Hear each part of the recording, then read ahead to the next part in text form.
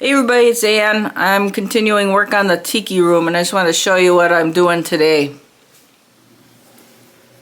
Okay, what I'm using today is a Mod Podge hard coat. And I'm just going to be doing the middle section first. So I'm going to brush this on the back. You want to coat both the back of the fabric and the wood with this, and it dries fast. So for this little piece I'm just going to quickly get it on.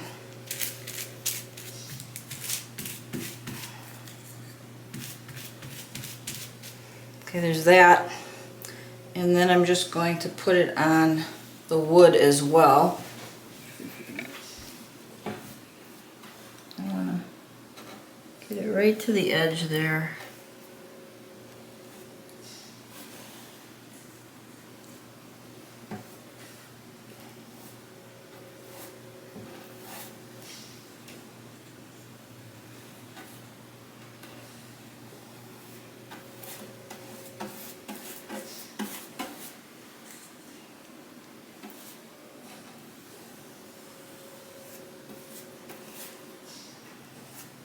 Using a clean brush that's not frayed.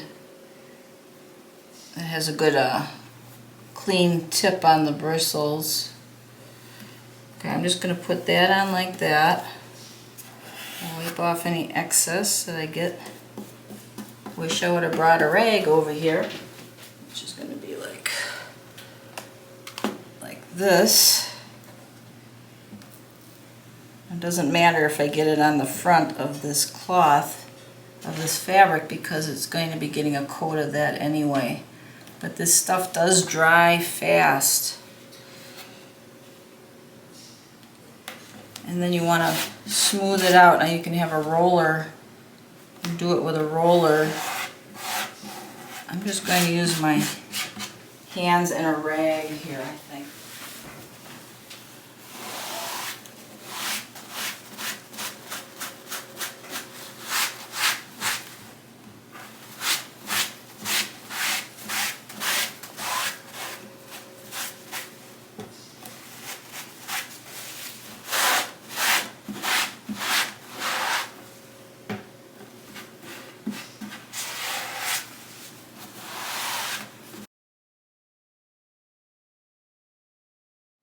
So I'm going to first put the Mod Podge on this part of the wood.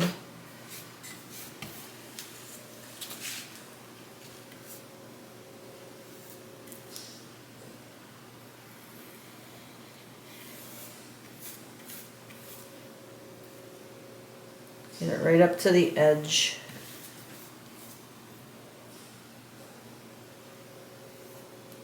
Okay. And then I'm going to do the Mod Podge right on the fabric, like this.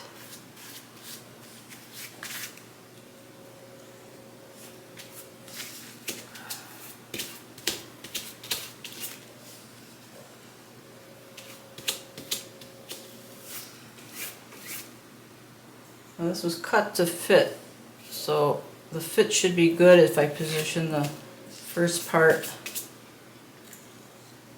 in the right position.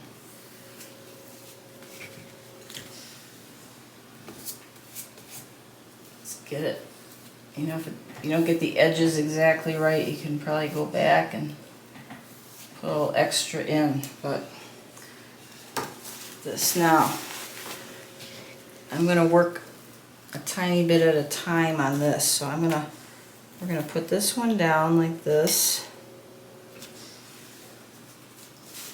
Get it positioned right.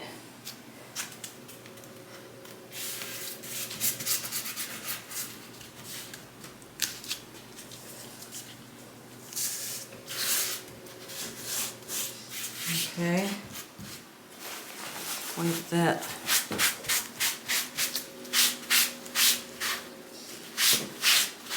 You can get any, you don't want any air bubbles in there. Or wrinkles.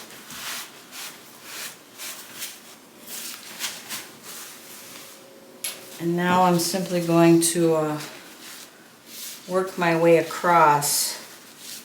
Okay, I got that down. And now I'm just going to work my way a little bit at a time. The reason for doing this is that this stuff dries very quickly. And you don't want to put it all on the wood and then all of a sudden discover that it's already getting too dry to stick the fabric down. So in this way, I'm just going to match it up kind of like this.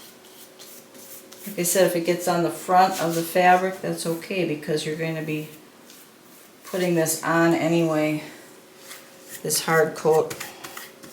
So here I am getting this on here.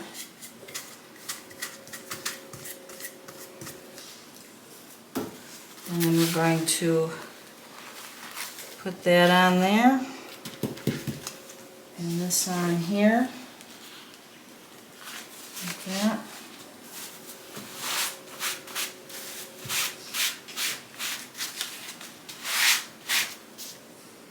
Position it.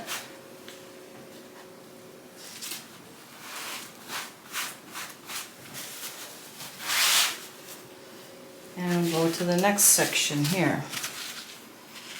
And about there. So I'm just going to work my way across and finish that up. Okay, I got it on, and I'm getting all the wrinkles out just with a cloth. Now, even though I had coated this with fabric Mod Podge on the top way back, I still am noticing the cloth is even stretching the tiniest bit.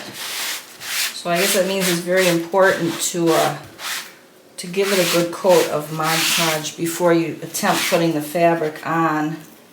I'm trying to get all the wrinkles out.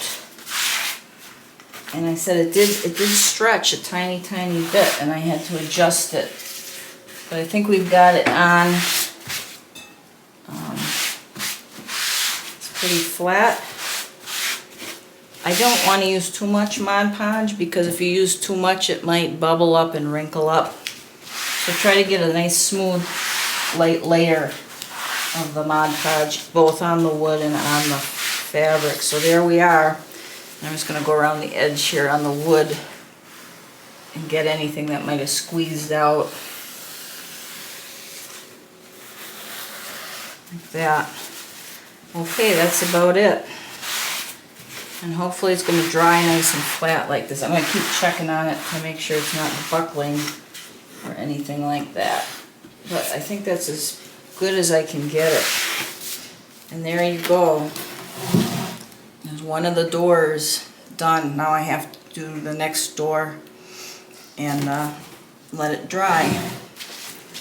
Okay, I'm hanging around for another 10 or 15 minutes and I'm just working any air bubbles out that might appear. Now just because it looks flat when you finish putting the Mod Podge on doesn't mean that an air bubble won't appear, as any air trapped under here is going to pool up in areas. So you want to hang around for about 10 or 15 minutes and keep an eye on it and see if you can see anything happening and work it out to the edges with a cloth or a roller.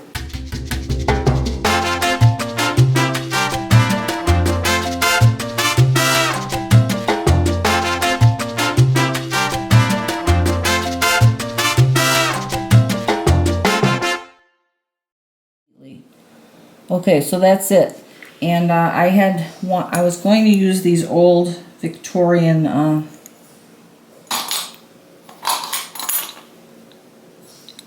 hardware pieces, but I don't like the way they look on that.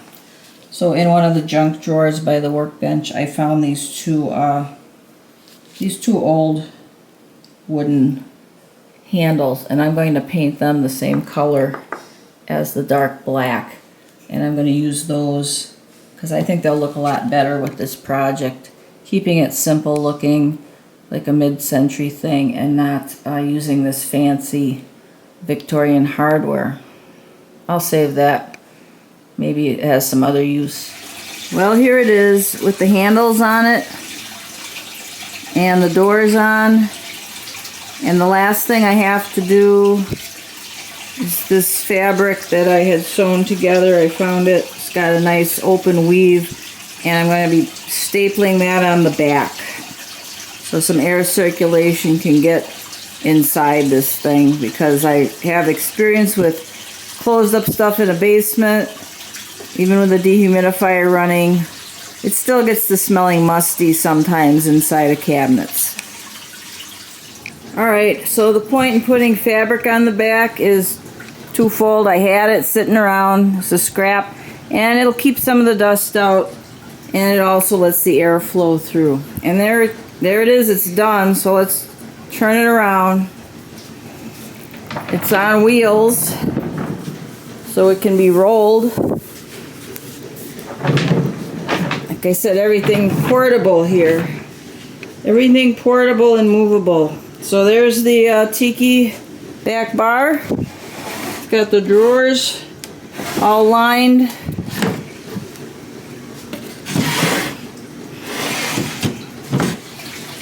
The shelves inside.